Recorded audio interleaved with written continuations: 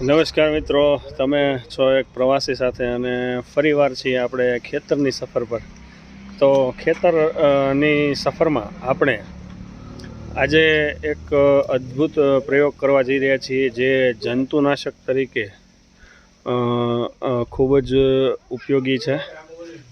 કોઈપણ પાકમાં મિત્રો, આપણે આંબામાં ઉપયોગ કરી રહ્યા છીએ, પરંતુ કોઈ પણ પાકની અંદર એ જે જીવાતનો ઉપદ્રવ આપણા ખેડૂતોને જે પજવી રહ્યો છે, તેમાં તે ઉપાય છે એ અદ્ભુત કામ કરે છે.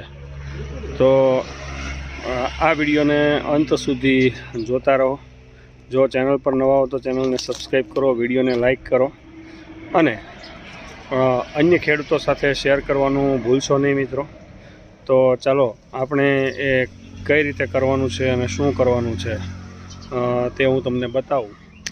મિત્રો, આ આપણે 5 થી 6 ફૂટ ઊંડેથી ખોદેલી માટી છે અને ખેતરમાં તમે 3-4 ફૂટનો ખાડો કરી અને ગમે ત્યાંથી માટી લેવાની છે. આ 10 કિલો માટી લેવાની છે. જો જીવાતોનો ઉપદ્રવ તમારે સંપૂર્ણપણે દૂર કરવો હોય તો એ માટે અદ્ભુત ઉપાય છે. આ માટી આપણે 10 કિલો લેવાની છે. મિત્રો, આપણે 10 કિલો માટી લીધી છે, તમે જોઈ શકો છો. હવે એમાં આપણે આ એરંડિયું છે જે નાખી રહ્યા છીએ, દિવેલ, જેને દિવેલ કહેવામાં આવે છે, તો એ આપણે નાખી રહ્યા છીએ. માટીની અંદર જ આપણે દિવેલ નાખવાનું છે. તમે જોઈ શકો છો, આમાં 1 કિલો દિવેલ આપણે નાખી રહ્યા છીએ.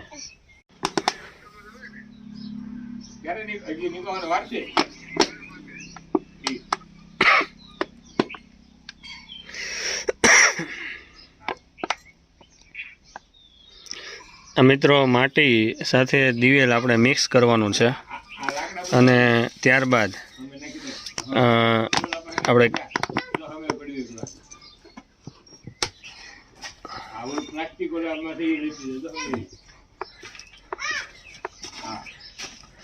સાથે દિવેલ મિક્સ કરી રહ્યા છે અને હવે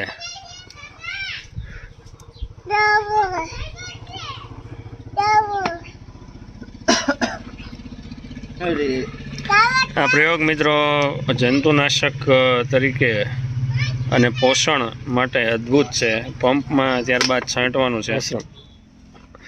મિત્રો, આમાં જો તમે જોઈ શકો છો, માટીમાં એરંડિયું બરાબર મિક્સ થઈ ગયું છે. આપણે જો આ માટી લીધી છે, જેને સોઇલ, એરંડિયું અને એટલે કે દિવેલ મિક્સ થઈ ગયું છે. હવે આપણે તેને એક ટીપડામાં નાખીએ છીએ અને ત્યારબાદ એમાં પાણી ભરવાનું છે. મિત્રો, પીપમાં આપણે નાખી રહ્યા છીએ.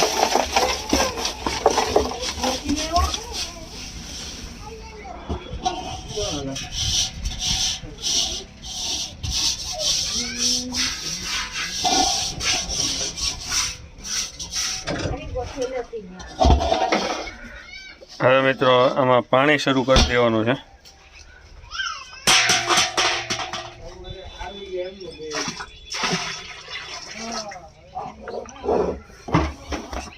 આપણે માટીને દિવેલ બંને નાખી દીધું છે.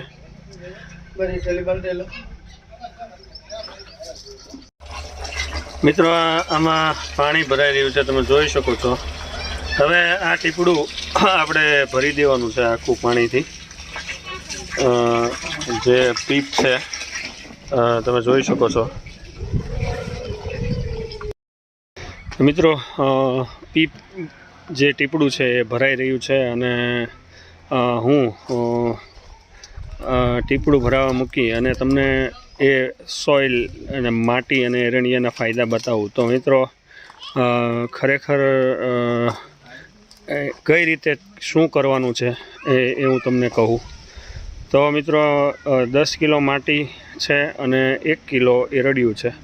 એને આપણે 24 થી 48 કલાક સુધી માટી અને એરંડિયાને મિક્સ કરી અને આપણે જે રીતે નાખ્યું તે રીતે પલાળી રાખવાનું છે.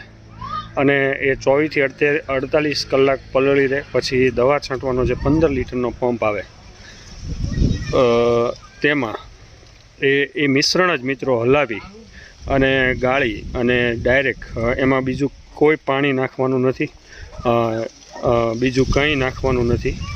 એ માટી અને એરંડિયાનું જે મિશ્રણ છે તેને હલાવી અને ગાળી અને પંપમાં નાખી અને આપણે આંબામાં, ચણામાં, તમે કોઈ પણ પાક હોય મિત્રો તમારી જમીનમાં તેમાં ઉપયોગ કરી શકો છો. માટી મિત્રો તમારે 3 થી 4 ફૂટ ખાડો ખોદી અને નીચેથી કાઢવાની છે, 10 થી 15 કિલો માટી, અને ત્યારબાદ એનો છંટકાવ કરવાનો છે. મિત્રો પીપ ભરાઈ રહ્યું છે, ત્યારબાદ આપણે એને ઢાંકી દેવાનું છે. ભરાઈ જાય એટલે એનું ઢાંકણું છે. તો મિત્રો આ સોઇલ અને દિવેલનો પ્રયોગ તમે તમારી વાડીમાં અવશ્ય કરો. જે બેસ્ટ જંતુનાશક તરીકે તમે ઉપયોગ એનો કરશો અને છંટકાવ પછી આપણે કરીશું એ હું તમને અન્ય વિડીયોમાં બતાવીશ. પરંતુ આવા જ ઇન્ટરેસ્ટિંગ વિડીયો માટે એક પ્રવાસી સાથે જોડાયેલા રહો. ચેનલને સબસ્ક્રાઈબ કરો, વિડીયોને લાઈક કરો અને અન્ય ખેડૂતોને શેર કરવાનું ભૂલશો નહીં. તો આવજો. નમસ્કાર મિત્રો, આપણે એરંડિયું અને માટી જે પલાળ્યું એને 3 દિવસ થઈ ગયા છે, તમે જોઈ શકો છો. હવે આપણે એનો ગળીને આંબામાં છંટકાવ કરવા જઈ રહ્યા છીએ. તો કઈ રીતે છંટકાવ કરવાનો છે તમે જોતા રહો. જો આ મિત્રો એરંડિયા અને માટીનું મિશ્રણ હલાવી રહ્યા છે. હવે એને હલાવીને આપણે ગળી લેવાનું છે. આપણે 3 દિવસ પહેલાં મિત્રો પલાળ્યું હતું, તો આજે આપણે એનો છંટકાવ કરવા જઈ રહ્યા છીએ. મિત્રો આખો પંપ આપણે આ મિશ્રણનો જ ભરવાનો છે. પંપમાં જો માટી હળવું નખાઈ રહ્યું છે. આખો પંપ આજ પાણીથી ભરવાનો છે, 15 લીટર.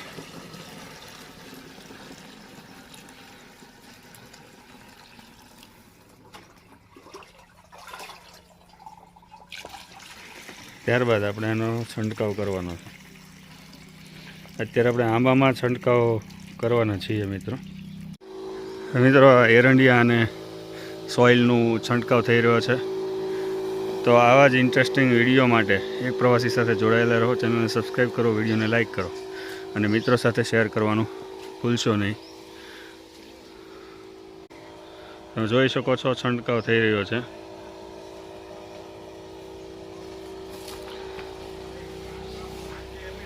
તો આવજો.